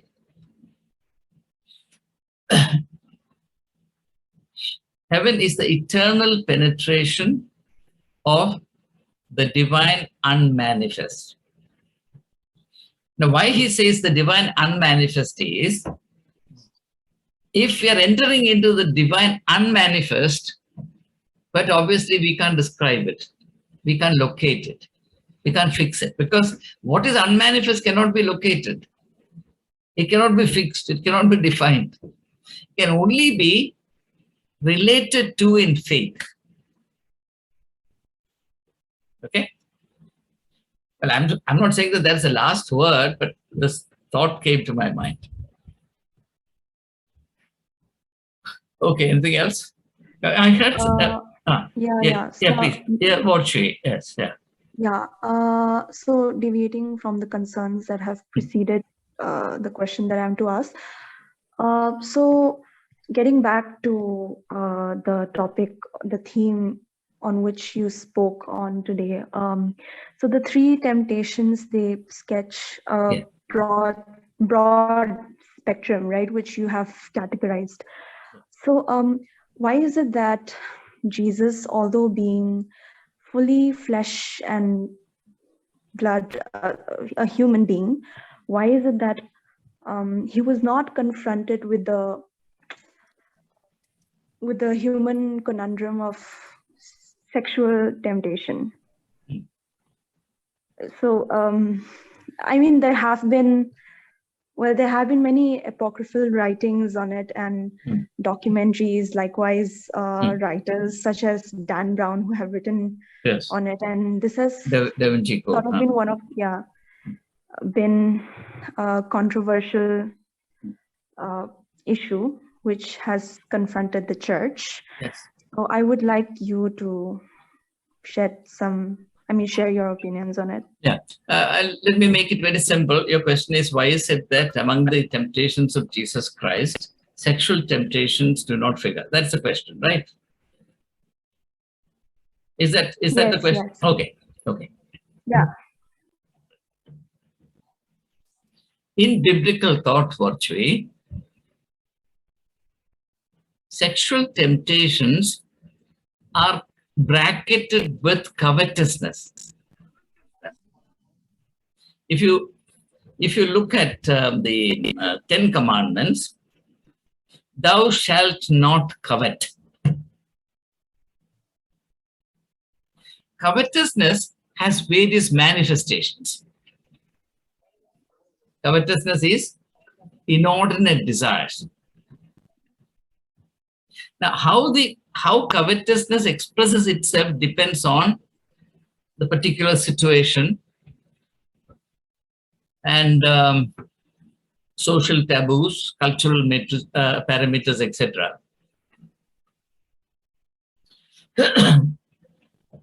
So, love transcends covetousness.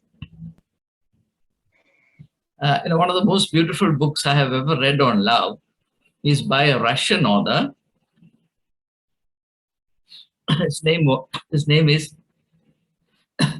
Vladimir Solovyov. Vladimir Solovyov. Solovyov. Pronounced Solovyov.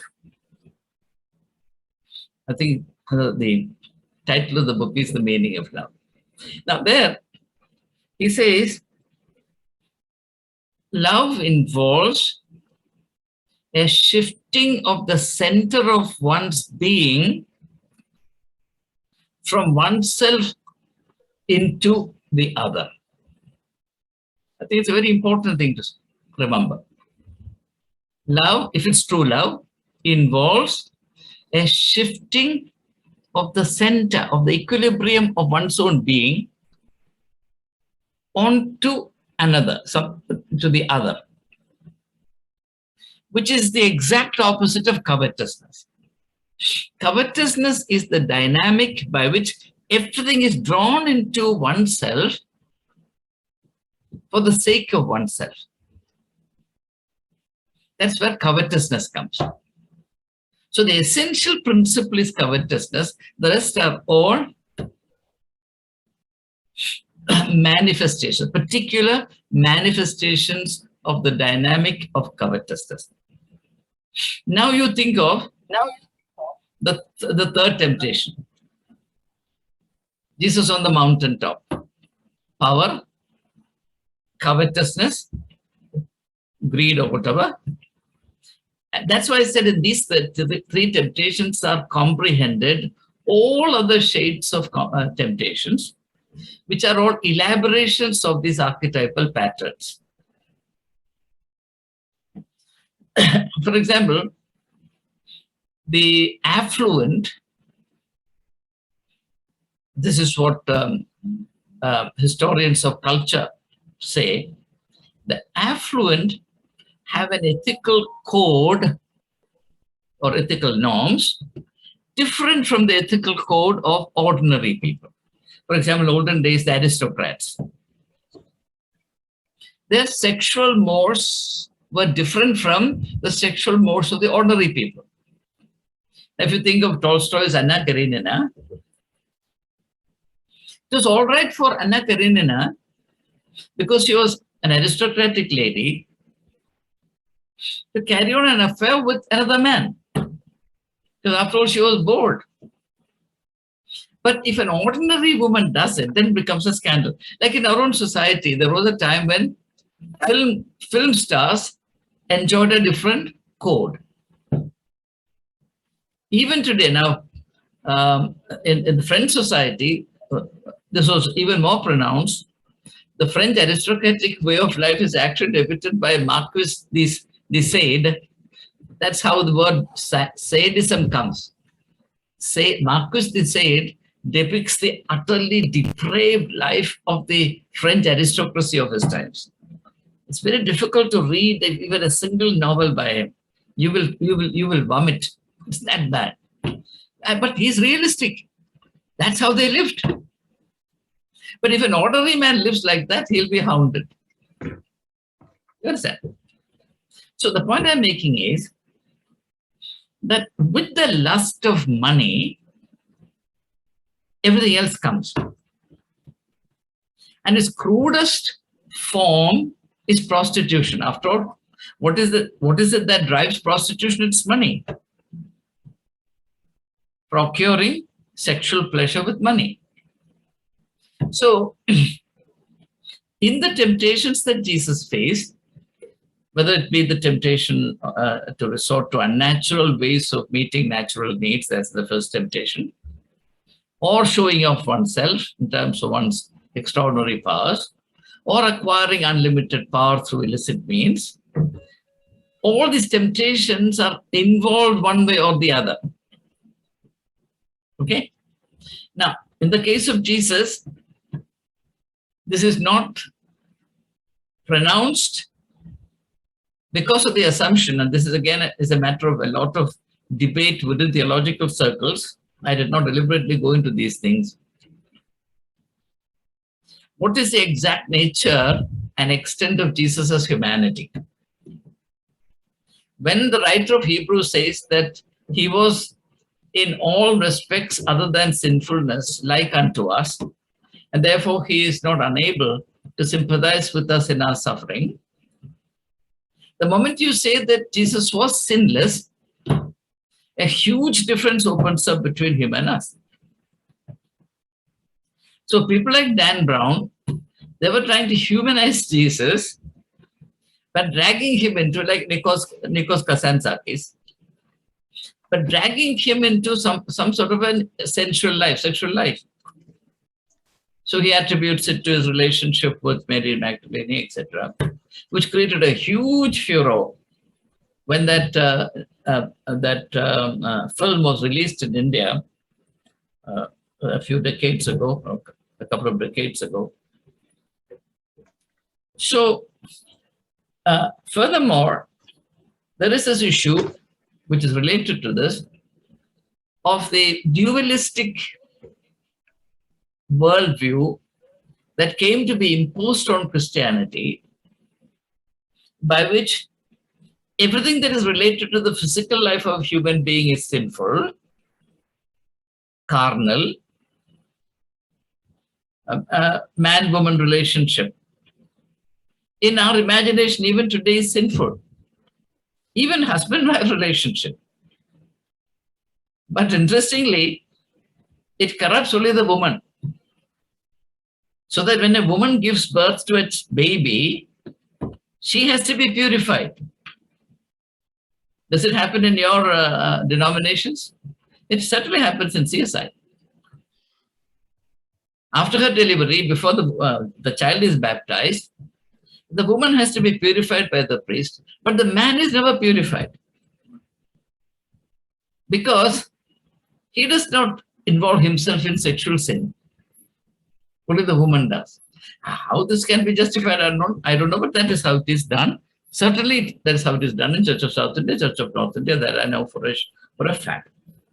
So these assumptions and attitudes play in our minds, whereas the fact of the matter is that human sexuality is the medium of life. Now, God is the creator. human beings become contingent creators. That is, our creativity or our participation in the act of creation depends on the foundation that God has created. So anything which partakes of the creation of life can only be sacred. It is, of course, true that these things can be abused, corrupted, degraded, and therefore can be an avenue for sin. But in itself, it need not be, cannot be sinful. After all, the sexual relationship between a man and a woman is an integral aspect of the love between them. Where love is oriented to life, human sexuality must be a sacred thing. But that's not how it is. That's not how it is perceived. Now, it's interesting to note the difference between two different cultures. In the West, the greatest of offense pertains to the handling of money. Sexuality or sexual offenses are more readily tolerated in the West. In the East, corruption with money is tolerated, but sexual mores are more rigorously enforced. I don't know why, but I've noticed this difference. Maybe because of this dualistic attitude and the idea of woman as a tempter, and even the goddesses become tempters. So all the kind of stories that abound in the Indian traditions, and you have that echoed in other even Judeo-Christian traditions, etc. So it's a complicated thing. It's a very complex thing. So yes, you're right in the sense that Jesus is not explicitly tempted in relation to human sexuality. And in that sense, it might so seem that his temptation is incomplete or non-comprehensive as regards the human condition. But my point is that theologically speaking, at least this is how I understand it, the root element is not sexuality, but covetousness. When covetousness becomes the operative principle of human nature, human psychology, human personality, then we become prone to all kinds of other aberrations, including sexual aberrations. Okay. This is also, by the way, this is also the reason why poverty is prescribed as a spiritual discipline. What is poverty? Poverty is the renunciation of covetousness. That is how these things are controlled.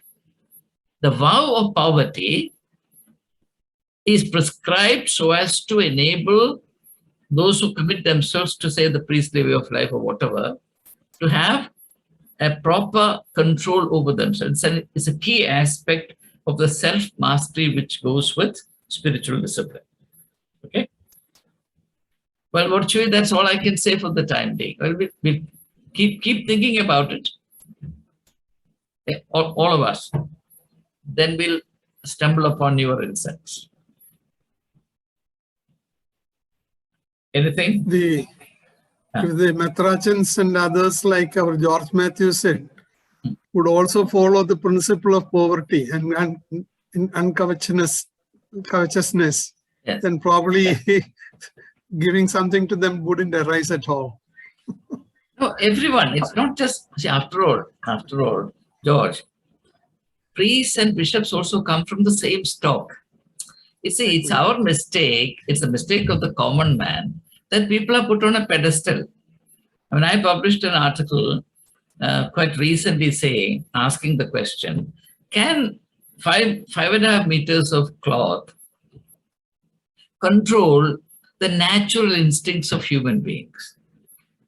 Simply because you cover your body in a cassock, our instincts also controlled. It cannot be. We are fooling ourselves. Now, you read that wonderful novel, a very tiny novel by Tolstoy, Father Sergius. It's one of the most amazing stories about priestly life. The world literature on priestly life is very limited, interestingly.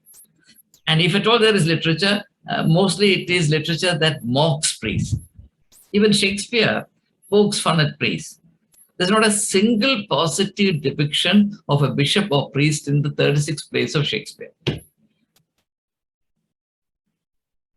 So we must accept the fact that a society cannot maintain itself at the animal level and then say, well, our priests and bishops must be noble people. How can that be? The same thing we do with respect to judges. The society is corrupt, but judges must be utterly incorrupt and incorruptible. It cannot be. They all come from the same stock. So the only thing we can do is to improve the stock, which nobody wants to do. And the function of spirituality is to improve the stock of humanity. But that is in our obsession with the world to come, heaven, hell, etc., this fundamental task is neglected. That's why Jesus said, seek perfection. Okay? Right. Anything else? We've already crossed our time limit. If there is one more question, I can take it. Otherwise, we'll conclude. Is that the end of the journey? Yes? I have one question. Yes. Sir. Oh, yes, Anne. Good to see you. Yes. So my question is with respect to what you mentioned as the satanic principle. Yes. Is fear also a satanic principle? Would you say? Well, fear certainly is a negative feeling. For example, fear in the ordinary sense of the term. We have a tendency to shrink from what we fear. You see a snake, you're not attracted, you are repelled, right? So you try to run away from what you fear, right? Now, I believe the satanic is negative, purely negative. Now, the psalmist says that the fear of the Lord is the beginning of wisdom. So that fear is different. That's positive, that's creative. It's not fear in the ordinary sense of the term. It is more like what is his name, the great author, mysterious, fascinating, yet tremendous. That's his description. Idea of the holy. Fon Otto, the idea of the holy. He describes the holy as mysterious, fascinating, and tremendous. So that is a kind of fear. That is how he defines the fear that we feel in relation to the divine. So fear which is negative, fear which holds you captive, fear that compromises your freedom, fear that paralyzes you, fear that makes you abase yourself before others, is absolutely diabolical. That is why I think it's Peter who says, is it Peter or Paul? Anyway, Peter, who says that the fullness of love casts out fear. So fear and love cannot coexist. Okay? So fear of the negative kind.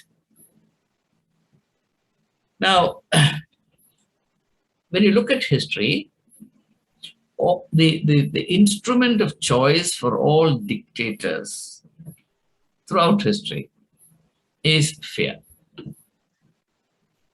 And we are living at a time when fear is used quite extensively, so it can be readily understood.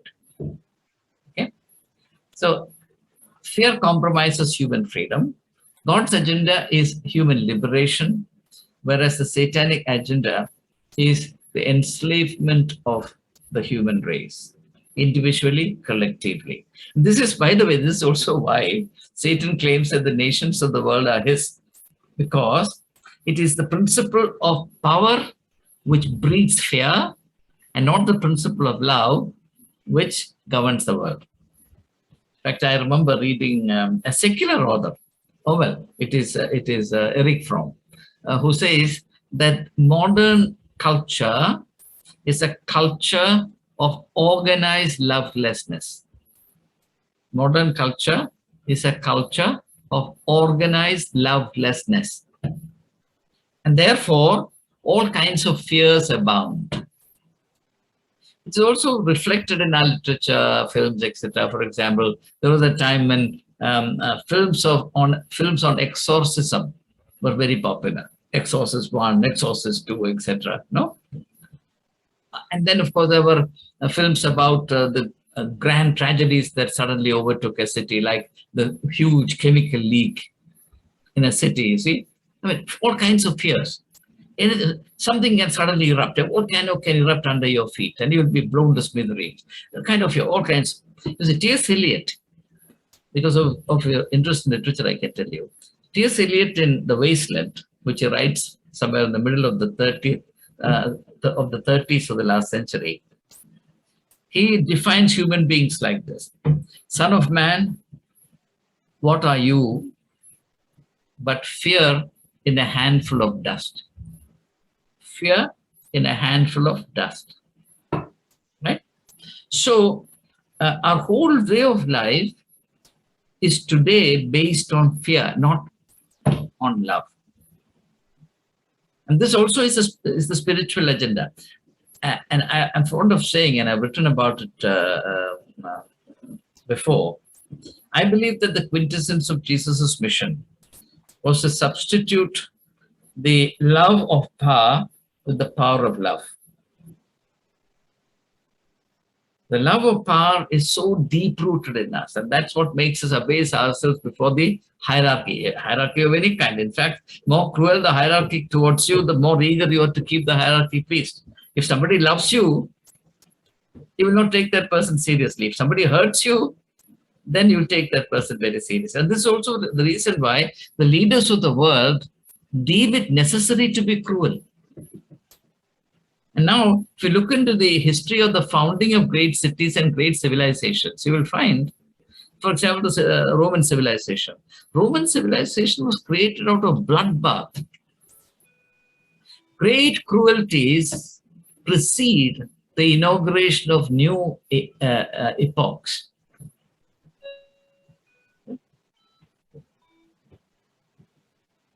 Okay, I think we'll conclude our discussions today. Thank you very much for your patience. I must say that I'm astonished. I'm astonished because you are people of extraordinary patience. And you can give the biblical Job a run for his money. So thank you. And every minute was meaningful. You made every second meaningful, purposeful. Thank you so much. Well, I hope you're reading Thoughts for Trying Times. Well, if you please acquire, it's not an expensive book. It's affordable. Please read, because much of what I'm saying and much of what I'm going to say is all included there. Okay? For example, there's a chapter on the birth of Jesus. I have not discussed that in detail because I assume that you have read it. There's a chapter on the Eucharist. There's a chapter on church as the body of Christ. These things I'm not going to deal in detail because it's already there as printed material for you. Please read it. I'm not trying to promote my book because Laji, I will not get a single rupee out of it. I've written it in order as my humble contribution to Christian thinking at the present time. And I shall be very grateful if you read the material that's produced and made available to you.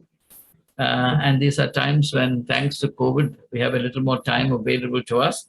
So we have no excuse for not reading. Okay? And if you need to discuss any of the issues I have written about in that book, we can do so. By the way, next Saturday will be a discussion session. Next Saturday will be discussion. Instead of today, next Saturday. Okay? So please come prepared with your questions. Thank you so much and have a wonderful time. Thank you. God be with you till